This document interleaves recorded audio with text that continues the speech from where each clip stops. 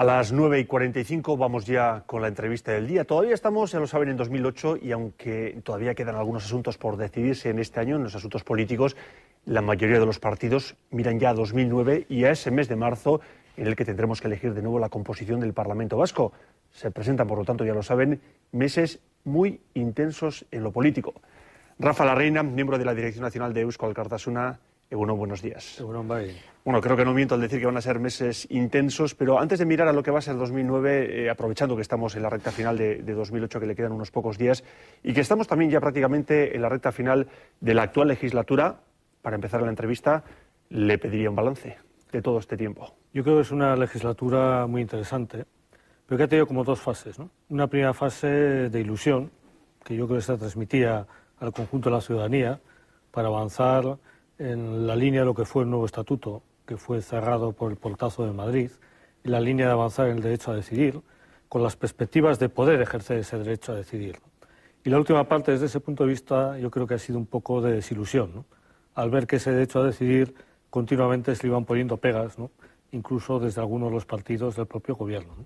Y eso al menos para Eusko Alkartasuna ha sido triste, y creo que para mucha gente, para una gran parte de la ciudadanía soberanista, pues ha sido una cierta decepción. Luego ha habido otro ámbito de la función del gobierno, ¿no? Que creo que ha sido muy positivo. Creo que en los problemas, que eso que se llama el día a día, ¿no? De los problemas que afectan a la ciudadanía, ha sido una legislatura en la que se han dado pasos importantes desde el punto de vista social y desde el punto de vista progresista, ¿no? Creo que avances como los que ha impulsado el departamento que dirige Josu Azkarra, ¿no? En el ámbito de la renta social, de la renta básica, de los complementos de las pensiones de las viudas y de las personas que menos posibilidades tienen, ¿no? Que ha culminado con la ley que aprobamos este mismo martes, ¿no? Sobre la garantía de ingresos, ¿no? Pues creo que ha sido una legislatura pues interesante y muy importante. ¿Se atrevería a ponerle nota a la labor del gobierno vasco en estos 4 años? Yo creo que ha sido un notable muy alto en los temas Porque sociales. A ustedes les critican mucho. Los partidos de la oposición dicen que no vivían en la Euskadi real. Sí, pero yo creo que eso es un tópico, ¿no? Porque la Euskadi real es la de las cifras, ¿no? Y las cifras es que la crisis, que es universal, ¿no? Que es importante en Occidente, pues nos está afectando en menor medida que en el Estado, ¿no? Lo cual no significa que no nos afecta, pero digamos que lo estamos pasando menos mal que en otras partes del Estado donde gobiernan quienes nos critican, ¿no? Lo cual significa que se han hecho las labores, ¿no? Se han hecho las tareas, se ha hecho el trabajo bien hecho, ¿no? Y lo que decía antes, en el ámbito social, en el ámbito progresista, ¿no? De dar respuesta a las personas que tienen menos oportunidades, creo que ahí hemos avanzado mucho más que la media de nuestro entorno político, ¿no? Bueno, pues si le parece, miramos ahora sí a 2009, a todos esos retos políticos que tenemos por delante. Primera pregunta, ¿le gustaría a Eusko Alkartasuna repetir la fórmula del tripartito? Nos gustaría siempre que sea para avanzar en la línea soberanista, ¿no? Desde luego, repetir la experiencia de los últimos meses, ¿no? De ir dando vueltas a la noria sin avanzar, pues no, ¿no? Para Eusko Alkartasuna lo importante es estar en un gobierno para transformar la sociedad. Transformarla tanto en el ámbito social, como lo hemos ido haciendo en esta legislatura, en los campos que antes citaba, como en el ámbito político, de superar el actual estancamiento político, resolver el problema político de fondo y avanzar por la línea soberanista, ¿no? Si es para avanzar, ningún problema. Si es para seguir igual, pues entonces que no cuenten con nosotros. Es evidentemente un mensaje lanzado al Partido Nacionalista Vasco. Pues efectivamente, yo creo que, al menos mucha gente, tenemos la impresión de que el Partido Nacionalista Vasco ha optado por volver al pasado, a la época denominada época Ardanza, ¿no? En la que primaba el pacto con el Partido Socialista, ¿no? Desde luego, en ese escenario, que no cuenten con nosotros, ¿no? Si es para avanzar por la línea soberanista, ¿no? Por la línea de ejercer el derecho a decidir, ¿no? De superar el actual marco político, ¿no?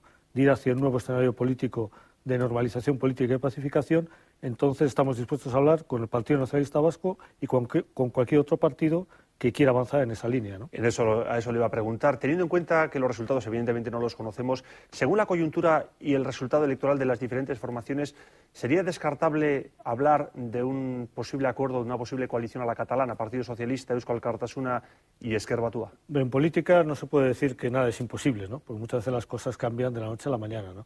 Hoy por hoy la posición del Partido Socialista de Euskadi pues no tiene nada que ver con la del Partido Socialista de Cataluña, por ejemplo, ¿no? Si el Partido Socialista de Euskadi evolucionase en esa línea, ¿no? Es un partido propio, ¿no?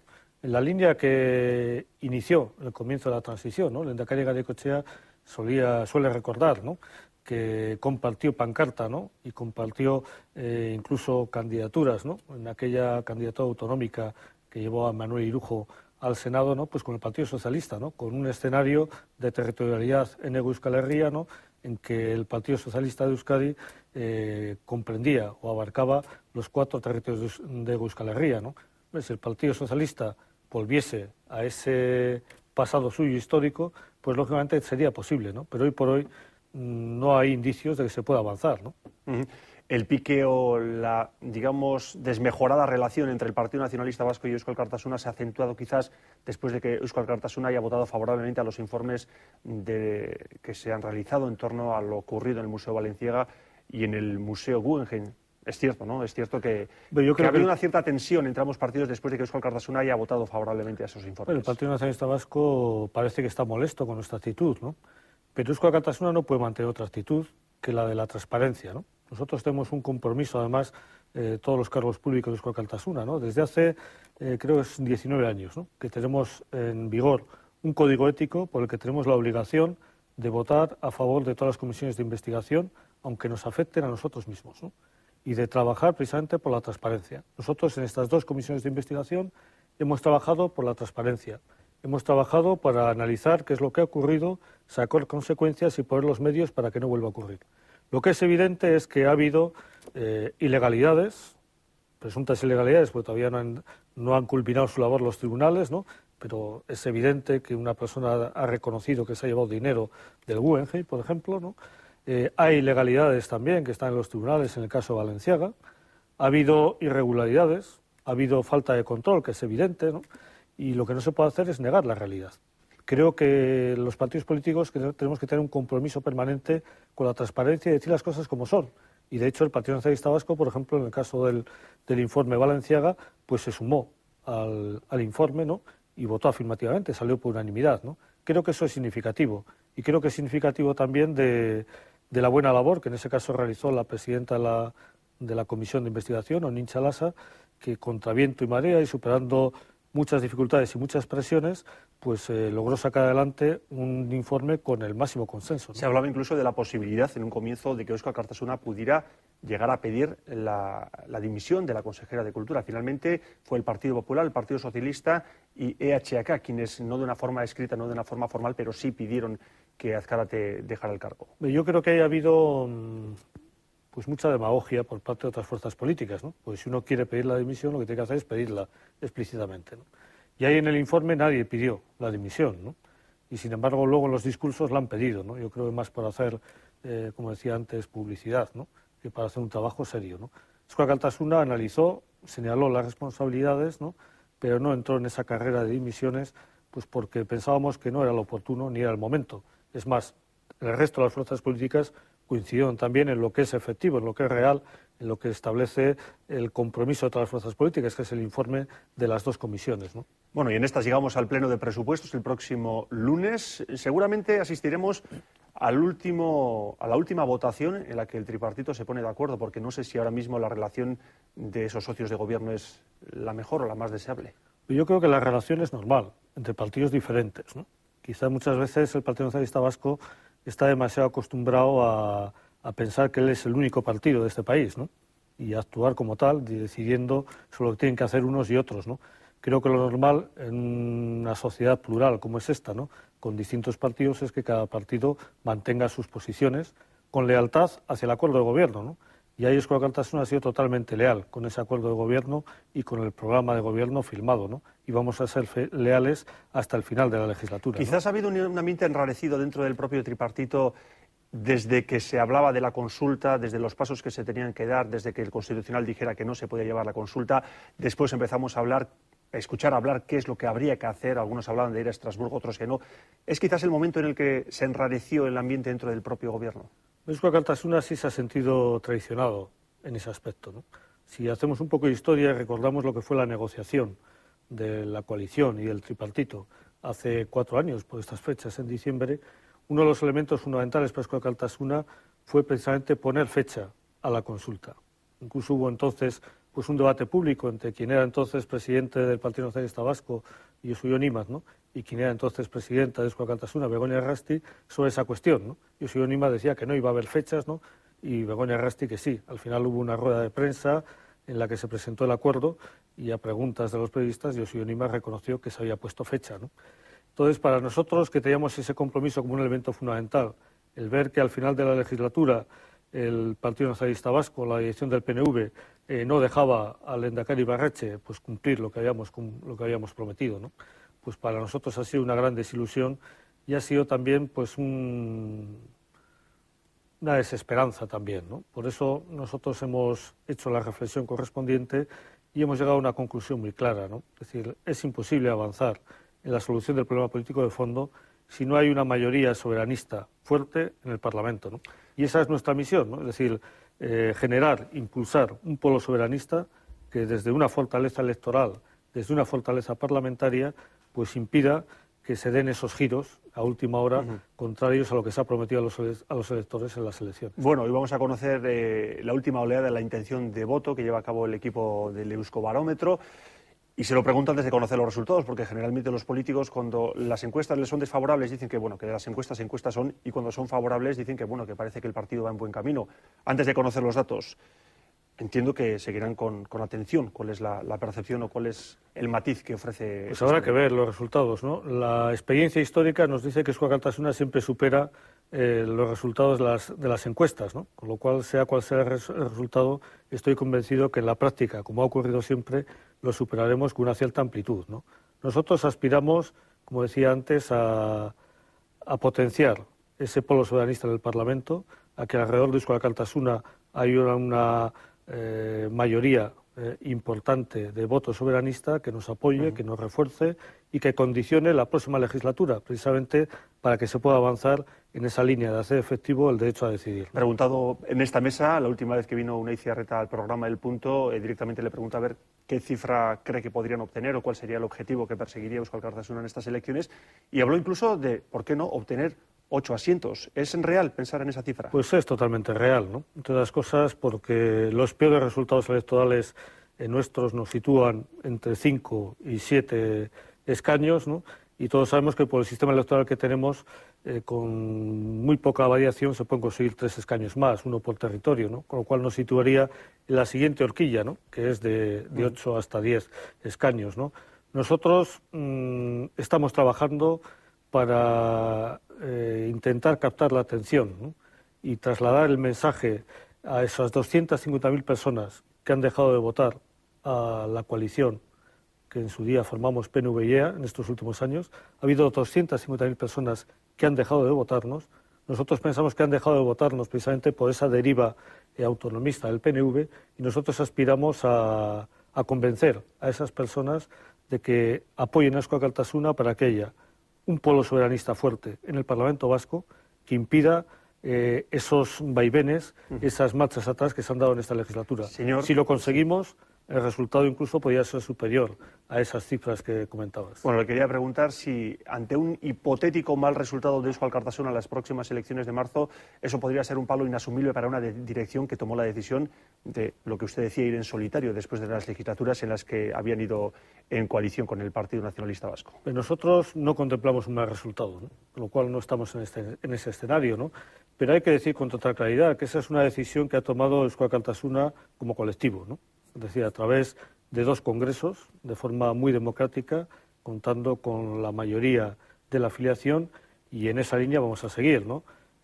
Una vez que se producen las elecciones, es la propia afiliación, a través de los órganos previstos de la Asamblea Nacional, la que hace la valoración de la situación, y es la que decidirá, conjuntamente con la dirección, qué es lo que hay que hacer, ¿no? Pero, desde luego, nosotros contemplamos una perspectiva positiva. Pensamos que este país necesita una mayoría soberanista fuerte, un polo soberanista fuerte en el Parlamento, y estamos convencidos, ¿no?, que hay muchos ciudadanos y ciudadanas vascas que van a apoyar ese polo soberanista. Bueno, el pasado martes contábamos aquí en el programa El Punto con la presencia de Francisco Ollera, con el director del Euskobarómetro, y venía a decir que, a diferencia de 2001, en el que evidentemente había 2 bandos bien diferenciados, los nacionalistas y no nacionalistas, es posible que en las elecciones de marzo de 2009 haya también 2 bandos, pero uno sea los que abogan por la coalición PNV-Partido Socialista y al otro lado el resto. ¿Qué se parece que puede ser los dos polos de estas elecciones? Pues es posible. Yo creo que es lo que está en los deseos, por ejemplo, de la dirección del Partido Nacionalista Vasco, ¿no?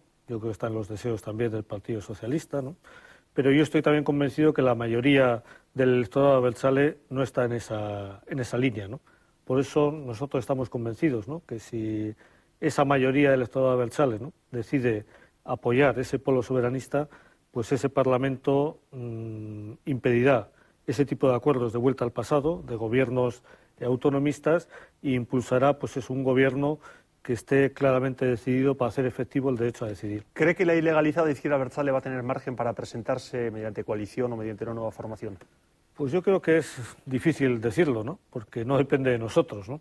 Nosotros lo que decimos con total claridad es que deberían estar en el Parlamento Vasco. ¿Y su percepción? La percepción es que el Partido Socialista en principio no cuenta con la legalización, ¿no?, a no ser que quizás piense que le pueda beneficiar y deje algún resquicio, ¿no?, pero creo que desgraciadamente lo van a impedir, ¿no? Y creo que eso es triste porque con eso lo único que se consigue es que las instituciones democráticas no representen realmente al país, ¿no? Y creo que las instituciones democráticas deben representar al conjunto del país, ¿no?, incluido también a ese sector del mundo de Batasuna, o como queramos llamarlo, que es real, que existe en Euskal Herria y que debe estar presente en las instituciones. El juicio del 8 de enero, que sentará en el banquillo de los acusados a Lehendakari Ibarretxe, a Patxi López o a Arnaldo Otegi, entre otros, ¿va a marcar, en su opinión, la campaña electoral? Yo creo que va a ser un factor de campaña electoral, ¿no?, pero creo que también se va a ver también con un poco de cansancio por parte de la ciudadanía, ¿no? Creo que es también un elemento que demuestra que hay que dar un giro diferente a la actual política, que no se puede seguir en la situación actual de bloqueo político, ¿no? Creo que la única forma de avanzar es demostrar que los problemas políticos no se solucionan nunca en los tribunales, se solucionan en las instituciones democráticas, en los parlamentos, ¿no? Y creo que precisamente va a ser un motivo más de reflexión para que la gente se dé cuenta que lo que hay que hacer es llevar los problemas a donde hay que llevarlos, al Parlamento, no a los tribunales, ¿no? Y en el Parlamento es donde debemos resolverlos. Un Parlamento que dentro de no mucho tiempo verá ondear la bandera española en su fachada. Es quizás la última polémica de este 2008. Pues sí, en Eusko Alkartasuna nos hemos sentido decepcionados con la postura del Partido Nacionalista Vasco, ¿no?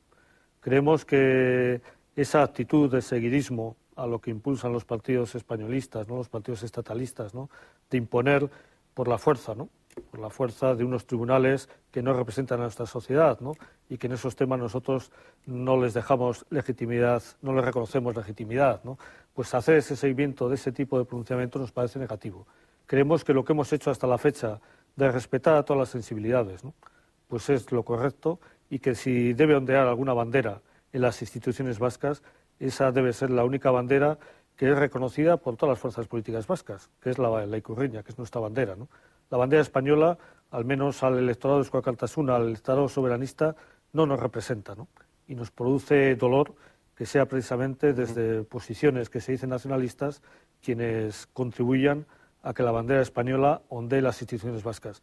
Si vamos, por ejemplo, a Quebec, si vamos a Escocia, en las instituciones propias de Quebec y Escocia figuran la bandera de Quebec y la bandera escocesa, no figuran ni la bandera canadiense ni la bandera del Reino Unido, ¿no? Creo que aquí debería ser lo mismo. Sí, decía, perdone, que hay personas que cuando escuchan este tipo de debates políticos suelen opinar que, sobre todo en situaciones como la actual, situaciones de crisis económica, y viendo que 2009 va a ser todavía, según parece, peor en lo económico, los políticos deberían de dejar de debatir en torno a esos asuntos, que hay personas que consideran quizás menores, y centrarse en lo que ellos denominan la política real, la política del día a día y el de la crisis económica en este caso. Yo creo que eso deberían decirlo a quienes se empeñan en imponer esos debates, ¿no?, que son los que han traído el tema de la bandera española, ¿no?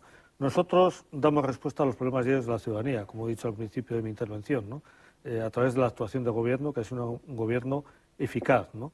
Pero es curioso que siempre se achaque el no hablar de los problemas diarios, de los problemas que afectan a diario a la ciudadanía, a quienes estamos en posiciones soberanistas, ¿no?, cuando quienes más empeño ponen en esas cuestiones identitarias son precisamente los españoles, con su monarquía, con su bandera española, con sus recursos al Tribunal Constitucional, con ese negar continuamente las señas de identidad vascas, con ese negar continuamente el derecho a decidir de la sociedad vasca. Rafa Larreina, miembro de la Dirección Nacional de Eusko Alkartasuna, gracias por acudir al punto. Egunon, y que pase un final de año y empiece mejor. A todos los televidentes. Eskerrik asko. Bueno, nosotros seguimos adelante en este punto, como siempre,